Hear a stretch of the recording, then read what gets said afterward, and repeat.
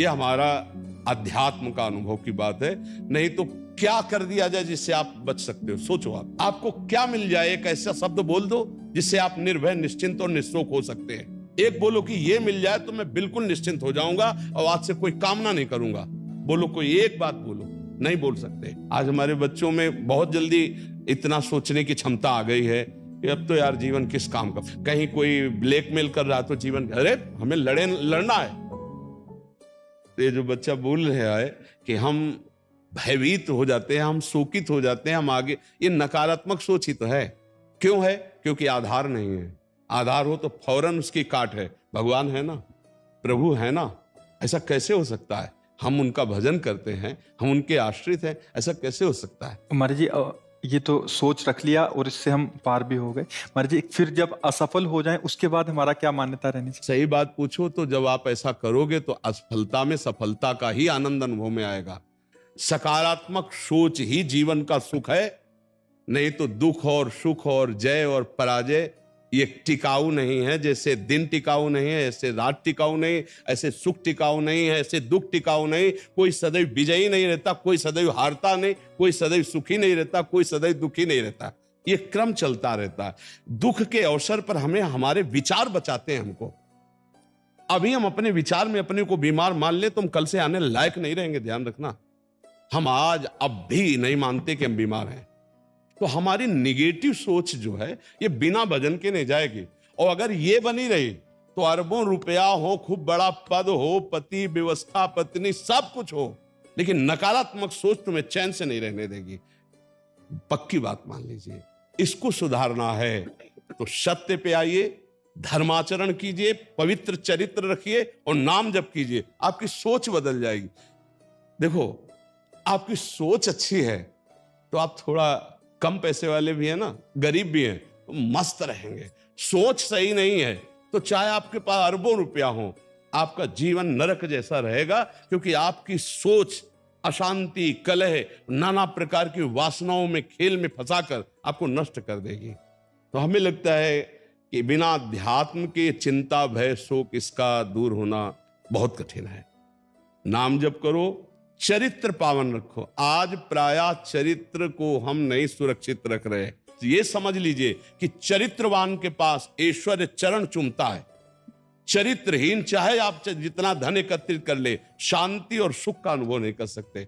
अब ये बात शास्त्र की और संतों की मानना स्वीकार करो तो अभी आनंद की अनुभूति हो जाए। हमारा चरित्र देखो, हम राम चरित्र गाते हैं। राम जी रघुवंश में प्रकट हुए और रावण उत्तम कुल पुलस्त करनाती, ब्राह्मणत्व उत्तम कुल पुलस्त करनाती, लेकिन चरित्रहीन हो गया तो राक्षस कहा गया। समझ रहे? चरित्र गाते हम, राम चरित्र गाते हैं। मां केवल अंतर है नहीं, वही बड़ी रा उसमें भी लगी हुई है। रा मां, वही भगवद अंश है, जय विजय और कोई दूसरा नहीं है। ये लीला करके दिखाया कि एक चरित्रहीन हो गया तो राक्षस है, चरित्रवान तो वही भगवान। सब में भगवान है, वही अब लीला कर रहे। देखो, हम अपने चरित्र को पावन रखें, हम धर्म से चले, नाम जप करें तो कहीं भी आपके अंदर नकारात्मक भाव आपको परास्त नहीं कर सकता। ये हमारा अध्यात्म का अनुभव की बात है। नहीं तो क्या कर दिया जाए जिससे आप बच सकते हो? सोचो आपको क्या मिल जाए? एक ऐसा शब्द बोल दो जिससे आप निर्भय, निश्चिंत और निःशोक हो सकते हैं। एक बोलो कि ये मिल जाए तो मैं बिल्कुल निश्चिंत हो जाऊंगा और आज से कोई कामना नहीं करूंगा। बोलो, कोई एक बात बोलो। नहीं बोल सकते, क्योंकि एक के साथ हजारों बातें लगी हुई हैं।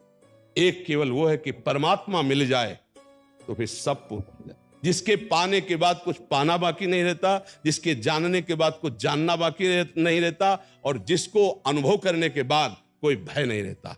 5 वर्ष के प्रहलाद जी हैं, त्रिभुवनपति हिरण्यकश्यप है, सकारात्मक सोच है, मेरा हरि मेरी रक्षा कर रहा है, बाल बांका भी नहीं कर पाया ना। हाँ, अगर हमारी कभी पराजय होती तो उस समय भगवान इतना बल देते हैं, इतना सुख देते हैं कि वो पराजय क्षण में नष्ट हो जाती है, हमें शोक नहीं होता। देखो, बड़े बड़े भक्तों को पराजय का मुख देखना पड़ा। धर्मराज युधिष्ठिर अभिषेक हुआ, इंद्रप्रस्थ के सिंहासन पर चक्रवर्ती सम्राट पद पर बैठे कपटियों ने कपट करके परास्त किया। 12 वर्ष का वनवास, 1 वर्ष का अज्ञातवास, परिणाम भारी कष्ट सहा। ऐसे महारथियों को छुप के रहना पड़ा, लेकिन परिणाम फाइनल पे आइए तो चक्रवर्ती सिंहासन पर महाराज युधिष्ठिर ही बैठे, उनके कुल में कोई नहीं रह गया, सब विनाश को प्राप्त हो गए। तो हमें लगता है धर्माचरण, भगवद आश्रय, पराजय कभी होती भी है तो वो विजय की ही आशा पुष्ट करती है, और भगवान इतना बल देते हैं कि पराजय उसे दुख नहीं दे पाती है। तो इसलिए हमें नाम जप करना चाहिए, भगवद आश्रित होकर के अध्यात्म को समझना चाहिए। आज हमारे नवीन बच्चे अध्यात्म को नहीं समझ रहे, तो बड़ी आचरण में बड़ी अपवित्रता आ चुकी है। आप देख लीजिए कैसे कैसे गंदे अपने जीवन को इन अवगुणों से युक्त कर लिया गया, व्यसन, व्यभिचार। अब ये अध्यात्म का ज्ञान ना होने के कारण अपना नाश कर रहा है। तो चरित्रहीनता, गुणहीनता और नकारात्मक सोचें, अगर इनको हमें ठीक करना है तो हमें बहुत सावधान रहना, हमें अपने चरित्र को बचाना है। आज हमारे बच्चों में चरित्र सुरक्षित नहीं रह पा रहा है। आज बच्चों का जीवन बड़ा संकटपूर्ण जा रहा है। बात पक्की समझना, हमको जब ऐसी बात आती है तो हम दुखी होकर के बोलने लगते हैं कि आज हमारे राष्ट्र का जो ये नवीन भविष्य है, ये संकटपूर्ण परिस्थिति में जा रहा है। गर्लफ्रेंड, ये बॉयफ्रेंड, ये व्यसन, ये इनको चैन से नहीं रहने देंगे। नवीन अवस्था के बच्चे हैं, जब गंदे आचरणों में फंस जाते हैं, अब उनको ब्लैकमेल किया जाता है। वो अपने माँ बाप से बता नहीं सकते कि दूसरे से कहने घुटते रहते हैं, और अगर ज्यादा घुटन आ गए तो अपने आप को। तो इसलिए हमें लगता है अध्यात्म को समझा जाए और नाम जप करते हुए चरित्र पावन रखा जाए। आपका इसमें कोई संशय? हाँ, आप अच्छे आचरण वाले बने, खूब नाम जप करें और धैर्यपूर्वक विश्वास रखें कि भगवान मेरे साथ हैं। अगर कभी ऐसी हार या पराजय या दुख आता है तो हम उसको सहने के लिए धैर्यवान रहें। हम उसमें इतना निगेटिव न सोच जाए कि हमारा जीवन से ही निराशा हो जाए। आज हमारे बच्चों में बहुत जल्दी इतना सोचने की क्षमता आ गई है कि अब तो यार जीवन किस काम का। कहीं कोई ब्लैकमेल कर रहा तो जीवन, अरे हमें लड़ना है।